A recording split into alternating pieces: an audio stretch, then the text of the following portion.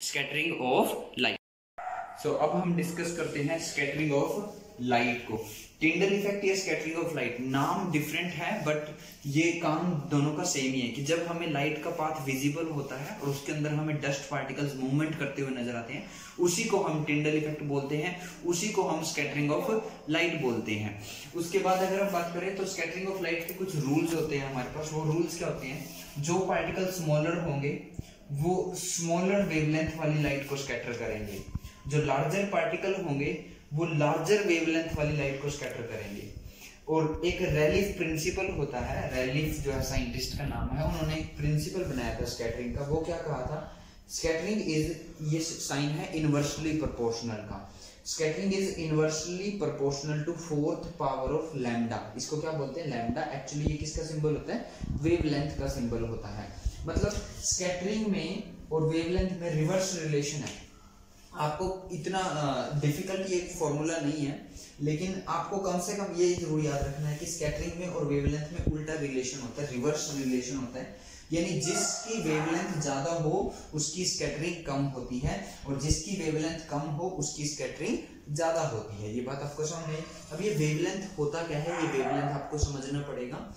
Actually क्या होता है कि देखो, हमारी अब तक आपको ये बताया जाता है कि लाइट स्ट्रेट पाथ में ट्रेवल करती है, बट मैं अगर आप कहूँ कि लाइट जो है वो वेव की फॉर्म में भी चलती है।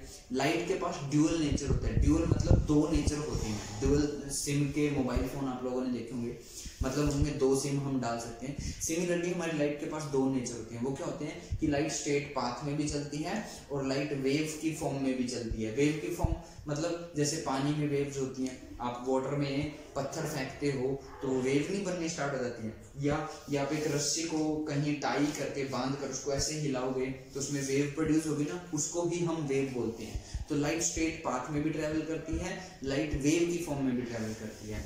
तो उसी वेव की फॉर्म को देखने के लिए हम यहाँ पर कुछ समझने की कोशिश करते हैं। जैसे हमें पता है सन से जो व्हाइट लाइट होती है उसके अंदर 7 कलर होते हैं, विबगियो के नाम से होते हैं। Violet, indigo, blue, green, yellow, orange, red. जो वायलेट की वेवलेंथ होती है वो 400 नैनोमीटर होती है और रेड की 700 नैनोमीटर होती है। ऐसे ये इंक्रीज करती है। यानी सबसे ज्यादा वेवलेंथ किसकी है? रेड की। सबसे कम वेवलेंथ किसकी है? वायलेट की। तो यानी अगर अभी अभी हमने स्कैटरिंग प्रिंसिपल पढ़ा, रेलिफ प्रिंसिपल, वो क्या कहता है कि जिसकी वेवलेंथ कम हो उसकी स्कैटरिंग ज्यादा होती है। तो इन कलर में सबसे ज्यादा स्कैटर कौन होगा? वायलेट। और सबसे कम स्कैटर कौन होगा? रेड। अब क्योंकि जो ये वायलेट कलर होता है ये ऑलरेडी जो सन से व्हाइट लाइट होती है उसके अंदर इसका वायलेट कलर का अमाउंट जो है वो सबसे कम होता है, और दूसरा हमारी जो आईज होती हैं वो वायलेट कलर के लिए कम सेंसिटिव होती हैं, बड़ी अच्छे से हमारी आईज वायलेट कलर को नहीं देख पाती है। तो और इंडिगो और ब्लू ऑलमोस्ट दोनों मिलकर आपस में कैसा कलर देते हैं? ब्लू। तो इसलिए हम जब भी कंपैरिजन करते हैं रेड का और ब्लू का ही करते हैं। अब मैं आपको वेवलेंथ टर्म समझाने की कोशिश करता हूं। तो ये वेव मैंने बनाई है, वेव ऐसी होती है ना, एक बार ऊपर एक बार नीचे, ठीक है। तो ये यहां से लेके स्टार्टिंग पॉइंट से लेकर यहां तक की जो डिस्टेंस होती है उसी को हम वेवलेंथ बोलते हैं। तो ये वायलेट कलर की वेवलेंथ कम है, देखो इंडिगो की थोड़ी उससे ज्यादा हो गई, ब्लू की और ज्यादा हो गई, ठीक है। ऐसे ऐसे हम ग्रीन का भी बना सकते थे, येलो का भी बना सकते थे, ऑरेंज का भी बना सकते थे, लास्ट में हमने रेड का बनाया। तो देखो रेड की वेवलेंथ क्या है? सबसे ज्यादा। देखो रेड की वेवलेंथ इतनी है, ब्लू की सिर्फ इतनी है, इंडिगो की सिर्फ इतनी है, वायलेट की सबसे कम है। तो वायलेट की वेवलेंथ सबसे कम होती है, रेड की वेवलेंथ सबसे ज्यादा होती है। आई होप आपको ये क्लियर हो गया होगा। अब मैं दो इन वर्ड को समझाता हूं कि जो पार्टिकल की साइज स्मॉलर होगा वो छोटी वेवलेंथ को ज्यादा स्कैटर करेंगे, और छोटी वेवलेंथ किनकी है? वायलेट की, इंडिगो की, ब्लू की। और जो लार्जर पार्टिकल होंगे वो लार्जर वेवलेंथ वाले कलर को ज्यादा स्कैटर करेंगे, यानी कि किसको? रेड को करेंगे। तो अब मैं आपको बताता हूँ इस पर बेस्ड हमारी कुछ बहुत ब्यूटीफुल एप्लीकेशंस होती हैं। जैसे लाइक हमें जो आसमान है वो ब्लू कलर का क्यों दिखाई देता है, क्लाउड हमें व्हाइट कलर के क्यों नजर आते हैं, डेंजरस सिग्नल हम रेड कलर के क्यों बनाते हैं। तो इसको समझते हैं हम एक डायग्राम की हेल्प से, देखते हैं कैसे। ये हमारे पास हमारी अर्थ है, ठीक है। और ये अर्थ के ऊपर एक पर्सन जो है वो खड़ा है, और अभी दोपहर का टाइम है, आफ्टरनून का टाइम है, और सन आफ्टरनून में हमें पता है ओवरहेड होता है, ओवरहेड मतलब बिल्कुल सर के ऊपर होता है, तो जो सन से लाइट आती है वो बिल्कुल स्ट्रेट ऐसे चल के आती है, आप सबको पता होगा स्ट्रेट बिल्कुल ऐसे चल के आएंगी। और ये कौन सी लाइट है? व्हाइट लाइट है। ये आपको समझ में आया? अब पहला केस मैं मान के चलता हूं कि हमारी अर्थ के चारों तरफ कोई एटमॉस्फेयर प्रेजेंट नहीं है। अगर कोई एटमॉस्फेयर प्रेजेंट नहीं है तो कोई स्कैटरिंग नहीं होगी, कोई स्कैटरिंग नहीं होगी तो सारी की सारी लाइट उस पर्सन की आईज में जाएगी, सारी की सारी लाइट उस पर्सन की आईज में जाएगी, तो उसे वो जो सन है वो कैसा नजर आएगा? व्हाइट कलर का नजर आएगा। इसलिए जो उस पर्सन को वो कलर है वो कैसा नजर आएगा? व्हाइट कलर का। ये तो तब है जब वो पर्सन जो है वो सन की तरफ देख रहा है, बट अगर वो पर्सन ऐसे किसी और डायरेक्शन में अगर देखे तो फिर क्या होगा? तो फिर ये होगा कि अब देखो यहाँ पर तो एटमॉस्फेयर अभी नहीं है अर्थ के चारों तरफ, अगर एटमॉस्फेयर नहीं है तो यहाँ से तो लाइट आ रही है, तो ये तो हमें व्हाइट नजर आ रहा है, बट कहीं और देखेगा तो उसे कैसा नजर आएगा? डार्क। कैसा नजर आएगा? डार्क, ब्लैक नजर आएगा उसे। यही काम एस्ट्रोनॉट्स के साथ होता है। जब एस्ट्रोनॉट ऊपर स्पेस में चले जाते हैं, स्पेस मतलब अब्सेंस ऑफ एयर, मतलब वहां कोई एटमॉस्फेयर नहीं है। अगर वहां कोई एटमॉस्फेयर नहीं है तो कोई स्कैटरिंग नहीं होगी, कोई स्कैटरिंग नहीं होगी, तो जब वो स्पेस में जाकर स्काई को देखते हैं तो उन्हें भी स्काई कैसा नजर आता है? डार्क। यही केस मून पर होता है। जब कोई एस्ट्रोनॉट मून पर जाकर स्काई को देखने की कोशिश करे तो क्या होगा? क्योंकि मून के पास अपना खुद का एटमॉस्फेयर नहीं होता, अगर उसके पास एटमॉस्फेयर नहीं है जो लाइट आएगी उसकी स्कैटरिंग नहीं होगी, और स्कैटरिंग नहीं होगी तो हमें कैसा नजर आएगा? डार्क। तो मैंने क्या बताया, अगर हमारी अर्थ पर एटमॉस्फेयर ना हो तो उस पर्सन को सन कैसा नजर आएगा? व्हाइट, और जो स्काई है वो कैसा नजर आएगा? डार्क। बट अब हम एक्चुअल सिचुएशन पे आते हैं। तो एक्चुअल सिचुएशन क्या है हमारे पास? है कि एटमॉस्फेयर में हमारे अर्थ के चारों तरफ एटमॉस्फेयर प्रेजेंट है, और ये एटमॉस्फेयर के हमारे पास क्या है? पार्टिकल्स हैं। नजर आ गए होंगे एटमॉस्फेयर के पार्टिकल्स, ये नजर आ रहे हैं, ये मैंने थोड़े बनाने की कोशिश की है हमारे पास। अब जब जो व्हाइट लाइट यहाँ से आएगी तो हम ये जो पार्टिकल का साइज है, हमारे एटमॉस्फेयर में क्या होता है? हाइड्रोजन होती है, ऑक्सीजन होती है, नाइट्रोजन होती है, तो इसके जो मॉलिक्यूल्स हैं, इसके जो एटम्स है, जो इसके जो पार्टिकल्स हैं, उनका जो साइज है वो ये जो हमारा विजिबल रेंज है, ये जो हमारा विजिबल रेंज है इससे भी कम है। और अगर इससे भी कम है तो ये रेलिफ प्रिंसिपल अप्लाई हो जाएगा। मैंने एक बात नहीं बताई आप लोगों को, रेलिफ प्रिंसिपल तभी अप्लाई होगा जब पार्टिकल का साइज सामने से आ रही लाइट के वेवलेंथ से कम होगा।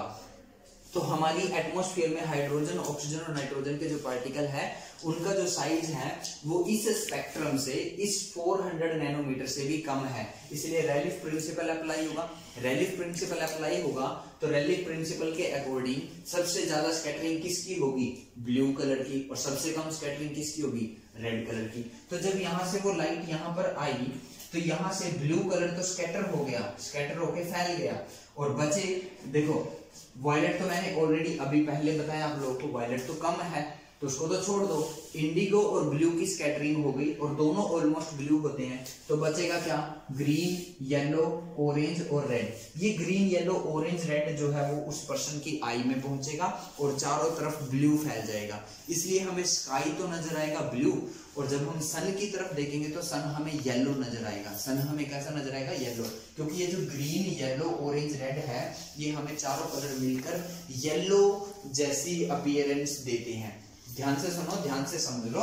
यहां से जब व्हाइट लाइट आई तो उसके अंदर ये 7 कलर थे, जब वो एटमॉस्फेयर में एंटर हुई तो एटमॉस्फेयर के पार्टिकल का साइज इन सबसे कम था, इन सबसे कम था तो स्कैटरिंग होनी स्टार्ट हो गई, और रेलिफ के प्रिंसिपल के अकॉर्डिंग क्योंकि ब्लू कलर की वेवलेंथ सबसे कम है तो इसलिए उसकी स्कैटरिंग सबसे ज्यादा हुई, और जैसे जैसे आगे चलते जाएंगे तो स्कैटरिंग कम होती चली जाएगी, इसकी और कम, इसकी और कम, इसकी और कम, और इसकी सबसे कम स्कैटरिंग होगी। तो इसलिए पर्सन की आई में ये 4 कलर पहुंचेंगे, ग्रीन, येलो, ऑरेंज, रेड। ये चारों कंबाइन होके हमें येलो कलर की अपीयरेंस देंगे और उसे जो पर्सन को वो जो स्काई है वो कैसा नजर आएगा, ब्लू। आई होप ये आपको समझ में आ गया होगा। अब एक केस और देखिए, जब सन राइज का टाइम होता है मॉर्निंग में और जब सनसेट का टाइम होता है इवनिंग में, तो सनराइज के टाइम पे आप देखना आपको जो सन है वो रेड कलर का नजर आता है और सिमिलरली सनसेट के टाइम पे भी आपको सन रेड कलर का नजर आता है। तो वो क्यों होता है वो सुनिए। सनसेट या सनराइज के टाइम पे सन जो है वो ओवरहेड नहीं होता है, इवन वो उससे रिवर्स यहाँ ऐसे इस सिचुएशन में पाया जाता है। तो जब यहाँ से जब सन की लाइट चलकर आएगी उस पर्सन की आईज में रीच करेगी, तो देखो क्या डिफरेंस आया है। जब वो ओवरहेड था सन हमारा, जब सन जो है वो ओवरहेड था, तो सन की लाइट को यहाँ से लेके यहाँ तक की डिस्टेंस ट्रेवल करनी पड़ती, सिर्फ इतनी।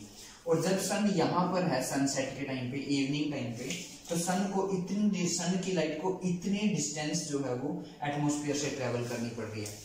और जितनी ज्यादा वो डिस्टेंस, सन की लाइट जितनी ज्यादा डिस्टेंस एटमॉस्फेयर से ट्रेवल करेगी उतनी ज्यादा स्कैटरिंग होती चली जाएगी। तो यहाँ से जब सन की लाइट आई तो ब्लू जो है वो भी स्कैटर हो गया सारा, ग्रीन भी स्कैटर हो गया, येलो भी स्कैटर हो गया। कौन से कलर हैं जो बच जाएंगे? ऑरेंज और रेड। आप कहोगे क्यों बच जाएंगे? क्योंकि ऑरेंज और रेड की वेवलेंथ बाकी सब कलर से ज्यादा है।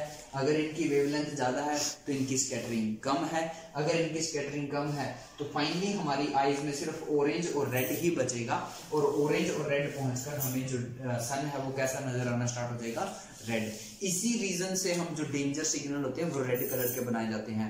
आप कभी भी देख लेना कि जो भी कहीं डेंजर सिचुएशन होगी, डेंजरस सिग्नल बना होगा, वो हमेशा रेड कलर का बनाया जाएगा। क्यों बनाया जाएगा? क्योंकि रेड कलर की वेवलेंथ सबसे ज्यादा होती है। अगर वेवलेंथ सबसे ज्यादा होती है तो स्कैटरिंग सबसे कम होती है। स्कैटरिंग सबसे कम होगी तो रेड कलर बहुत स्ट्रेट चलता है, और बहुत स्ट्रेट चलेगा तो हमें बहुत दूर से नजर आता है। आप कभी भी ये ऑब्जर्व करके भी देख लेना, हमेशा एम्बुलेंस के ऊपर जो एम्बुलेंस लिखा होता है हमेशा वो रेड कलर के अंदर ही होता है। ये आप लोगों ने देखा होगा। कहीं पे इलेक्ट्रिसिटी का कोई डेंजरस सिग्नल देखते होंगे आप ऐसे, ठीक है, ऐसे बना होता है, वो भी किसका बना होता है? वो भी हमारा रेड कलर का बनता है। तो इसी स्कैटरिंग पे बेस्ड हमारी मैंने कुछ आपको एप्लीकेशन बताई कि हमें स्काई ब्लू क्यों अपीयर होता है, सनराइज और सनसेट के टाइम पे हमें सन रेड क्यों नजर आता है, एस्ट्रोनॉट को स्पेस में स्काई ब्लैक क्यों नजर आता है, मून पर जाकर भी हमें स्काई ब्लैक क्यों नजर आता है, ठीक है, और दोपहर के टाइम पे, आफ्टरनून टाइम पे हमें जो वो ब्लू सन का जो कलर है वो येलो क्यों नजर आता है। यही सब हमारी इसकी एप्लीकेशन है। लास्ट में मैं आपको ये और बताना चाहता हूँ, जो मैंने आपको बताया था स्टेबल और अनस्टेबल, मैंने आपको बताया था ये वही चौक पाउडर मिक्स था वाटर के अंदर, क्योंकि ये पिछले 10-15 मिनट से अनडिस्टर्बली रखा हुआ है। तो देखो इसका चौक जो है वो धीरे धीरे नीचे सेटल डाउन हो चुका है और वाटर ऊपर रह गया है। यही स्टेबिलिटी और अनस्टेबिलिटी को एक्सप्लेन करता है।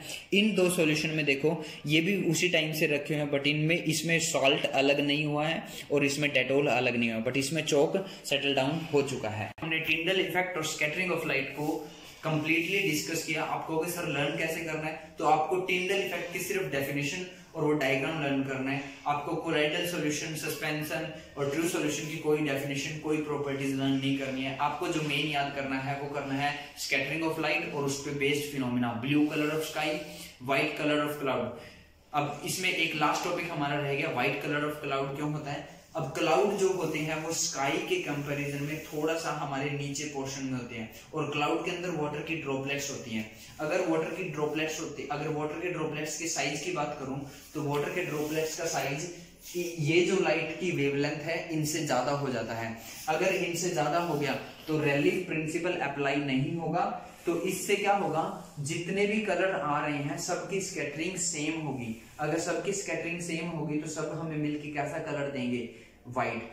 ध्यान ये बात याद रखना, ये जो रेलिंग प्रिंसिपल है स्कैटरिंग का, ये तभी अप्लाई होगा जब पार्टिकल का साइज इन कलर की लाइट ये जो आ रही है इनकी वेवलेंथ से कम होगा।